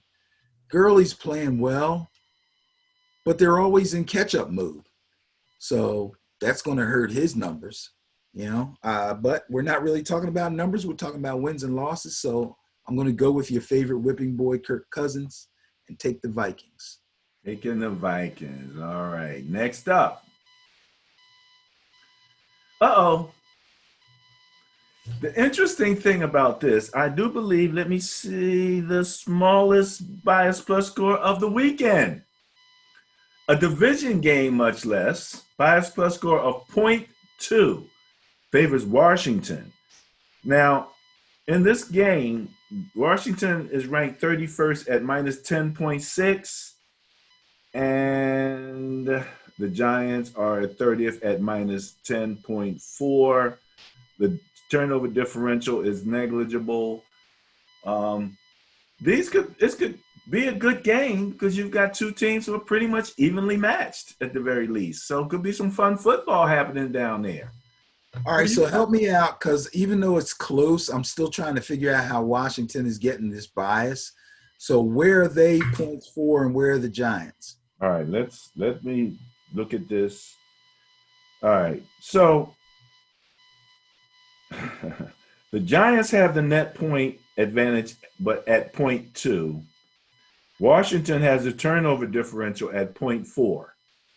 Ergo, it went to Washington with a total bias plus score of .2. Well, those two things made the difference. Okay, but in the points against column alone, where are they? And the points against column, the Washington ranks 21st. The Giants rank 18th, but they're only .2 points difference. Washington is giving up 28.4. Oh, I'm sorry, 2.2 difference, and the Giants are giving up 26.6. Wait, the Giants are giving up more points than Washington? Less points. Less points. Right. Okay. So on that alone, I'm going to take the Giants. Okay. All right. Going with that spunky defense. Going against the bias. I can understand it. I mean, this is a pick 'em. This is a toss-up. You know, doesn't surprise me if either one of these teams wins, but I'm actually interested to see how this particular game shakes out, especially a division game, you know. My intriguing game of the week. Is it? I'm intrigued. I might not want to talk about the Giants until they get a win, but it's still my team. I am intrigued. You got two teams here that are basically on equal footing. Now we got to be better than somebody. That's what It should be a fun game. I mean, I'm looking forward to that game. And again, you know, division games are head knockers. They know each other. They're always generally competitive. I shouldn't say always, because nothing's always, but generally competitive. So that's not bad. Now you got another team from the division playing this weekend. That is the Philadelphia Eagles. Ravens are coming into Philadelphia. I hear they're going to actually let some fans into the stadium, even though COVID cases are rising across the United States. This is the largest bias plus score of the weekend, 23.2, favoring the Ravens. All right, let's see how adventurous you really are. how adventurous I am? Well, certain teams I'll take a shot on, and certain teams I hardly ever take a shot on. The Eagles are one of them. This game is going to the Ravens. I don't see how, with all their issues, the Philadelphia Eagles are even going to be able to compete in this game. Okay. Who'd they beat that we were surprised about? The Eagles, Yeah. my Niners. Oh, yeah. Well, guess what? It's not such a big surprise anymore after looking at the mess you've got going on with all those injuries, right? Right. So here comes a defense that's not only strong and known to be strong, but is actually playing really well right now and is basically completely healthy. So this will be a real test. I don't see them having any problems. I don't think it's going to be high scoring though.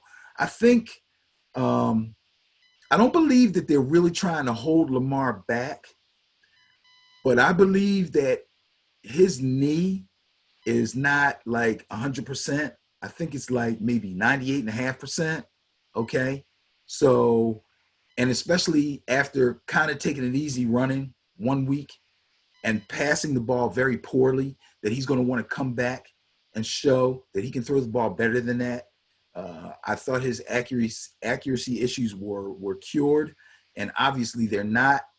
Or it's possible that the other team schemed up a little something that he didn't quite understand. Either way, the Eagles play pretty vanilla on defense, so he shouldn't have any problem dissecting that secondary either on the ground or through the air. I don't see any way that the Eagles can put together anything either way. They don't rush the first of all, they don't rush the passer well enough. And I don't see them being really, really stout against the run either, where the Ravens defense is going to give Sanders all he can handle. And he's basically the star of the team. So, you know, The Ravens are ranked eighth offensively, scoring 29.8 points per game. The Eagles are ranked 23rd defensively, giving up 29 points per game. yeah, that's So, and you've got the number one defense against the 23rd ranked offense. So yeah, that's it, not gonna that's that not would gonna be that would be a big upset. No doubt about it. If they were able to pull that off, I don't see that happening. no Okay, sir. No sir. moving right along here. Who's up next? The guys that the Eagles played last week. This is one of my potential intriguing games of the week. The other one I didn't mention is the Bears Panthers game at a .6 bias plus score favoring the Panthers. But this looks to be a game that really we can get a handle on how good these teams really are. You don't have a lot of faith in the Browns. The score is 6. That's not .6. That is actually a bias plus score of 6, which favors the Steelers. If the Browns go in and show well against the Steelers, would that strengthen your faith in those guys? Oh, absolutely, absolutely. The Steelers defense is pretty good, and offensively, I would say that the Browns have shown the potential to be able to put points on the board and be a quick strike offense, get a lead on you, and then grind it out on the ground. I mean, their offense is pretty tight, actually. But, they kind of go as Baker goes, and Baker can be erratic sometimes. But other than that, yeah, their offense is a threat. Defensively, they're okay. They've had some games. They've had some issues in some games. In some games, they've been very stout. Um, if they were to win this game, I wouldn't be shocked. I'd be surprised. I'm picking the Steelers to win. I think the Steelers are just a better, more balanced team, especially on the defensive side of the ball. And I think offensively, Big Ben has not really had to really stretch out. So this might be a game where he has to throw a good number of passes. But either way, I believe they'll come out on the winning end. The Browns coming in with the fourth ranked offense. The Steelers have the sixth ranked defense. They're only giving up 21.8 points per game. The Browns are scoring 31.2. Defensively, the Browns are 25th. Offensively, the Steelers are 10th. The Browns are giving up 29.8 points per game, and the Steelers are scoring 29.5. So, this could be an interesting matchup. It is definitely on my list of intriguing games of the week there. So I'm going to be looking for that game. Texans at Titans. Bias plus score of 17 favors the Titans. But most of that was happening before Romeo Crennel took over as head coach. The Texans are hyped. The Texans is ready to go. Who's that, Brandon Cooks? Yes. Brandon Cooks has emerged. But that history is favoring the Titans, and based on what the Titans did to the Bills last week, this isn't a surprising situation. We're looking at the Texans coming in at 25th in net points and the Titans at 4th. So that pretty much tells you everything you need to know. But is this something that the Texans can get excited about now, dealing with that, with the new coaching and maybe a bit of a new attitude? Yeah, I think it is, for sure. You got Deshaun Watson. Will Fuller is playing well, and now Brandon Cooks has gotten himself together. Those are two pretty formidable wide receivers. That's quite a tandem there. You got good speed from both of them. Both of them can go underneath. Both of them can go long. That makes them pretty good. But the problem is, I don't think the Texans have enough of a running game to actually compete with another team who can put points on the board. And the Texans secondary is pretty bad. It's pretty bad. So now here comes Ryan Tannehill, okay, off of a huge win against the Buffalo Bills, a team that most people consider to be an automatic contender. And not only that, but he pretty much was, like I said in the other video, he was throwing darts. I mean, this guy came out, he was sharp, he was accurate, he got the ball out on time, he made quick reads, he handed the ball to Derrick Henry when he was supposed to, which was like third and short, and third and short of the goal line or a first down didn't seem to matter, and they just held on to the ball and moved it. They're going to have way too much for that Texans defense. I expect that this could be a game where the score gets a little high.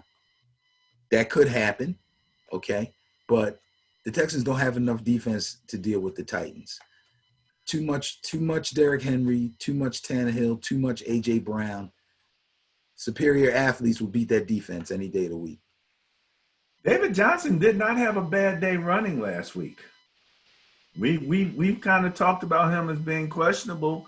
Keep an eye out on that guy. He might be coming back. He might be emerging a little bit in this new offense. He always had the talent. I never questioned his talent. And when he was with the Cardinals, he tortured my Niners many times. Had some problems staying healthy. He looked pretty healthy last week. And I saw him, rip off some nice runs. So it'll be interesting to see if he can continue that. All right, where are we at here? Yes, okay. Next up, Broncos at Patriots. Bias plus score 6.5 favors the Patriots. Cam's coming back, I do believe. Yeah, Cam's back. I think he practiced today, as a matter of fact. So he's off the restriction list. Somebody on that team is still on there. I can't think who it is, but I know they did have another positive test today. So they had to shut down their facility again. So now, what's today's Friday? That game could be in jeopardy. It's already been moved once. So I don't know what the NFL is going to do about that. But again, that's a whole nother conversation. I will go with New England, especially with a healthy Cam. Denver's defense, there's no way they can stand up to that intricate, intricate's not a good word, solid, steady New England Patriots offense led by Cam, who can grind out 4, 5, 6, break off a 10-yard run on you whenever he wants to. Denver's offense is pretty spunky, and I believe that Drew Lock is coming back, um, Yeah. their quarterback. So I expect them to play well offensively, but it may be a bit of a shootout game for a little while, and then the Patriots should just run them into the ground. To tell you the truth. Patriots still got that defense. No matter what, still got that defense. All right. Next up, let's move this over here. Uh-oh. This is another of my potential intriguing games of the week. Haven't chosen which one yet, but the Packers are going down to Tampa Bay. Should be nice weather, hopefully, unless they got a hurricane coming through. You never know down there. Bias plus score 7.8 favors the Packers and that prolific offense. And there's no doubt Aaron knows when there is a fourth down or not. Question, we don't know about Brady at this particular point. And you know, it's really funny because, you know, I thought about Desiree because she has her classic I'm 4 years old picture that I took when she was right. So it did remind me of that. But yeah, Packers are favored in this one, 7.8. Who you got? Wow. This one is worthy of being called an intriguing game. I want to just say Packers because they're playing so well. Aaron seems to be doing everything right. The defense is playing just well enough. And Devontae Parker's back. Ooh-wee. But Buccaneers got a pretty solid run defense. They can hold Aaron Jones down. You know what? I'm going to take the Buccaneers. I'm going to go with the Buccaneers in this one. I think that, what was that, a surprise look? That was your surprise look. Yeah, I think Tom was embarrassed last week. I think Tom had a long talk with Arians and said, you know what, dude, we're not all the way on the same page, but we need to get there because I don't like how that went down last week. Okay, I'm pretty sure he's saying that. They're keeping Gronkowski out of practice to make sure that he's able to play. They still haven't totally nailed down their running game, although it looks like the kid Jones is probably the number one back at this point. Chris Godwin is back. So you bring back Chris Godwin off an injury. You got Mike Evans, little nicked, but he's able to play. And if Gronk can kind of get it going, yeah, I'm taking the Buccaneers. I'm looking for some work from Fournette. I don't think he's got it anymore. No? Nope. I think he's shot. Wow, what a statement. What a statement. So you're going with the Buccaneers over Super Aaron? Yes. Yes, I am. Over the number one offense in the league. Yes. Yes. With that questionable defense. with their questionable defense, exactly, which Brady will go to work on. And if it becomes a scoring match, okay, I think that Tampa Bay's lack of a powerful running game, they will counter Green Bay's powerful running game with a good run defense. And then it becomes Aaron against Brady. We'll see what happens. Aaron against Brady. Yeah. Okay. Next up. Rams at Niners. Bias plus score 7.6. Favors the Rams. All I can ask is, will Aaron Donald please not kill my quarterback? All I'm asking. Just don't kill Garoppolo, please. At this particular point. Garoppolo should be back. They said he's feeling better.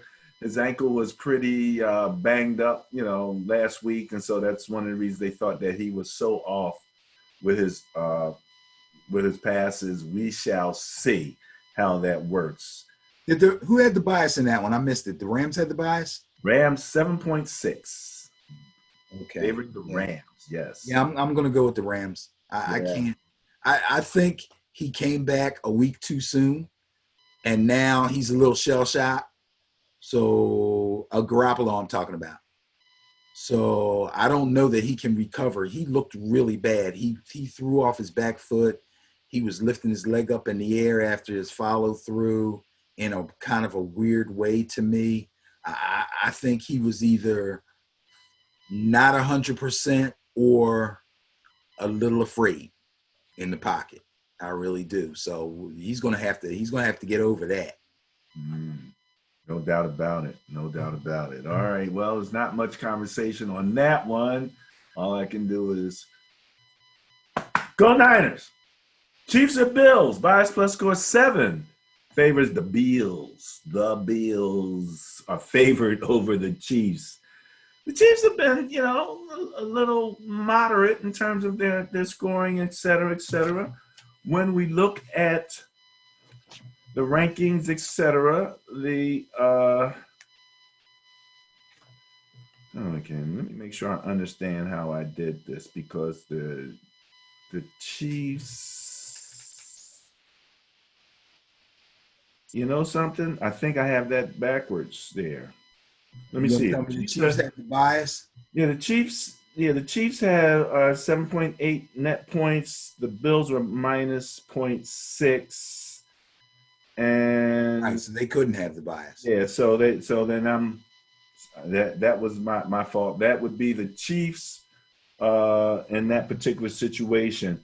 So 7.2 would be the differential favoring the Chiefs, and then you add on a little bit more because the Chiefs also were favored in turnover differential. So Chiefs are favored. I'll correct that on the page over the Bills. Who you got? Chiefs have shown their vulnerability. Bills are embarrassed by the loss to the Titans. Chiefs have to go to the Bills. I like the Bills to win this game.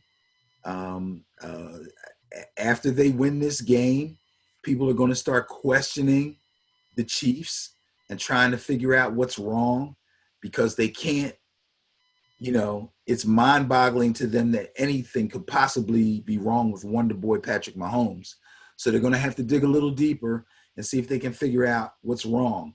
But you'll see that next week after the Bills win this game. And by the way, the Chiefs picked up Le'Veon Bell, who was released by the New York Jets. He is on the team, but he has to go through a 5-day quarantine to make sure that he's not bringing COVID with him.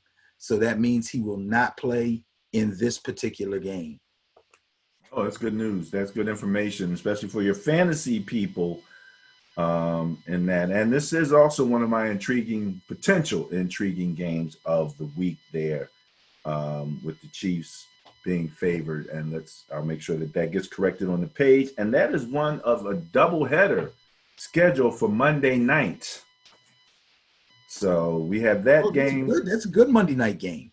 Yeah, that's a good Monday night game.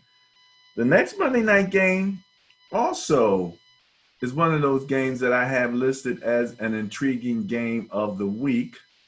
I am interested to see just how the Cowboys are able to bounce back with their new quarterback, and can they handle the likes of a Kyler Murray when the Cardinals are coming in to the Cowboys Stadium favored with a bias plus score of 9.4, favoring the Cardinals. And the prolific scoring of one Kyler Murray running around on the ground. That's going to be interesting to see how the Cowboys defense deals with that young guy. The Cardinals are ranked 10th in net points. The Cowboys are ranked 21st. Cardinals at 5.2 in the plus. Cowboys at minus 3.4. So you've got your 16th ranked offense against your 32nd ranked defense, and your 5th ranked defense against what was the 3rd ranked offense. But now that Dak is no longer there, those numbers now have a big question mark above them, a big asterisk next to them. It is now uh, an offense led by the Red Rifle, and that those numbers will probably change. And so we'll have to keep an eye on phase 2 of the Cowboys. But who do you have in this particular game? This is a good one. And isn't this like the 4th game you said is a possible intriguing game of the week? You're going to have to Yeah, make a the fifth, decision. actually. You're going to have to make a decision. This is a tough week. But anyway, so the consensus with all the Cowboy fans that I've talked to is that if nothing else, this will force the Cowboys to give the ball to Zeke Elliott more than they have been. Zeke always does well with however many carries he gets, but he's always at his best when he gets about 20 to 25 carries and maybe 3, 4, 5 passes. And I believe that that's what most fans would want to see from the Cowboys now that Dak is not there. Andy Dalton can throw the ball, okay? But Andy Dalton is not known as a great comeback type of guy or a real steady fixture that can actually win games for you, as evidenced by his tenure in Cincinnati. So the big deal with this game for me, and why I'm going to take the Cardinals, is because the Cowboys defense has taken tackling to a new low. They're really, really bad. Okay. And when you got a guy like Kyler Murray out there who makes good defenses look ridiculous, I can't imagine he might have some more career highs out of this game. I'm going with Kyler Murray and the Cards in this one. I got to. You were very critical of the Bengals coaching staff, who you said was there for way longer than what they should have been.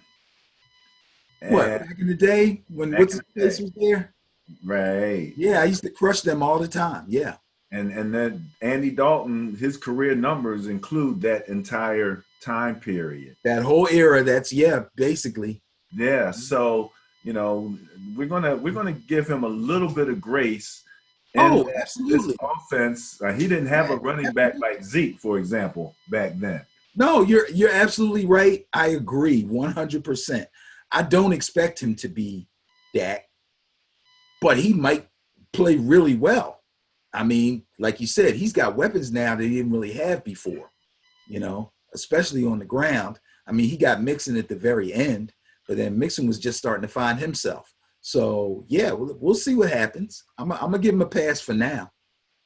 Yeah, because the question is going to be, can he overcome the problems with the defense? And that's really, what Dak really couldn't do for the most part. I mean, the defense was just giving up points. Well, he couldn't secure the wins, but he made some furious comebacks, really, really, prolific type stuff. So I don't know if Dalton has that in him, but We we'll see. we shall find out. We shall find out. Okay, that wraps up the Bias Plus reports for week 6 of the 2020 season. We're going to move into the final portion of the show where we have some commentary and we kind of share some information from the Ben and Barry Facebook page. So let's get ready to do that real quick. All right, Benny. Last week we talked about the bubble and whether or not the NFL was going to employ that. And we both said back then, maybe for the playoffs. And then, bam, we see that it's being reported that they are actually thinking about the bubble. So what do you think about the NFL and the bubble possibilities? Do you think they're going to get through the regular season without having to, go into a bubble situation, or maybe at least some type of a bubble situation? I don't think that doing a bubble, because you can't do a bubble. You have to do several bubbles or a couple. Okay. They've gone this far, I think, without doing that, which is going to be so super hard. It's, first of all, it's too many teams and it's too many players. So the only thing they actually could do is each facility create their own bubble. But now you got the players in the city where they live. Like they're in a facility in the bubble right near. I mean, the house is right over there. You know what I mean? I don't think they want to do that. I think they want to leave it on the players to try and protect themselves. You know, and if everybody does the right thing and we constantly test, we won't have any bad breakouts.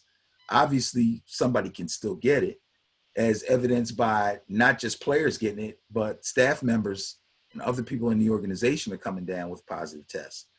But we both said, you know, come playoff time, it would become simpler then. And I suggested, you know, one on the East, one in the Midwest, and one in the West. And they've come up with Dallas and LA as being two of the places that they would use in a playoff situation. I don't know if they can get away with just doing two. I haven't done the numbers, but if you can secure an area where there's a couple of hotels and you can put these guys up, it can be done. It can be done, and probably should be done. You use the word they in terms of like who wants to do what.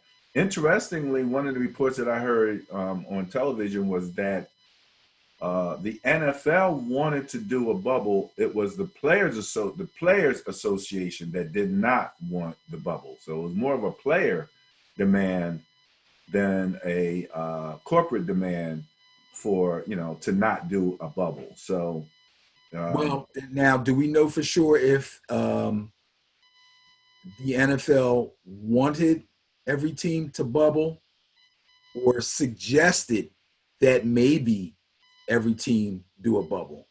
And then the Players Association said, no, we'd rather not. I It's don't a, know little, that it's a small specifically. difference, but you know what I mean. Yeah, yeah. I think it was part of the negotiations. How strong Okay. the NFL. That would be very difficult. Yeah, yeah. No doubt, no doubt. It would be very difficult. But hey, at this particular point, what they're finding is that these guys are living life almost like the American public. Everybody wants to get back to normal, and so much of our back to normal is entertainment and fun and fact. And as a matter of fact, one of the things that they're saying that is promoting the transmission of COVID-19 are small family gatherings. People wanting to get back together, which is why they're so concerned about Thanksgiving, for example, because then Right, right. that's a big travel time. Everybody wants to get back and see the family, blah blah blah. Maybe not as bad as Christmas, but it is a time when people really do travel a lot. So we're going to see how that all works out. But they're going to have to clamp down a little bit because the schedule, we've seen some of the disruptions in the schedule. Some of the people who are not happy, the Steelers were not happy with having their bye week, taken from, later in the season and pushed up. They would have preferred to have had it later in the season. So you're going to hear some grumblings, if this begins to break out a little too much, and so we'll have to keep our eye on that. Okay. Let me mention on our page, I got a little geeky on this one, but this is an article that I just thought was so interesting. Why does a Patrick Mahomes football pass look so beautiful? Oh, stop. They What is actually studied it from a physics perspective. So I'm not going to get into it because I'm not going to try to explain it because it was a little deeper than what it was crazy. It was crazy. But long story short, I think I had said to you at one particular point, the thing about his passes is that some passes seem to like shoot out from somebody's, like really, bam, they're gone. His pass just seems like it's just smoothly coming out.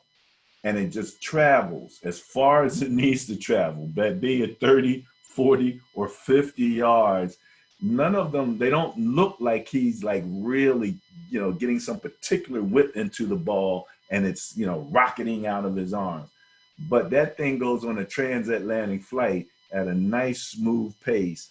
And if you're a physics geek at all, and you're interested in the trajectories and how this all works, that is a fun article to take a look at for when you're in your geek mode. So I just wanted to mention that. You're not in your geek mode, obviously. No. I'm with you. And I'm sure they got pretty deep into that. What I'll say about that is there's a lot of quarterbacks that throw a nice pass, that throw a real pretty ball. But you're talking about almost the same thing as changing speeds as a pitcher, okay? How one ball looks like it's fired out of a cannon and another ball looks like it's just gliding, but it just keeps carrying. Those are little tricks that baseball pitchers do. You watch a baseball game, guy will come up, he'll get the first strike on an 84 mile per hour curveball, and then he'll come back and throw a 97 mile an hour fastball, the same guy. And guess what Russell Wilson and Kyler Murray have in common? Both ex-baseball players. And Patrick. And Patrick. Right. And Patrick. That's who I meant to say. How could I leave him out? This is what it's supposed to be about him. So there's three of them, okay? Although watching Kyler throw, he's basically all fastball. But yes, Russell Wilson throws a nice, pretty ball just like Mahomes does. And I understand what they're saying. Yeah, absolutely. Yeah, absolutely. It's an amazing thing. Okay, that wraps up any commentary from me. Any last words from you? Nah, man, I'm good. Go Noles. Go Noles. See you next week.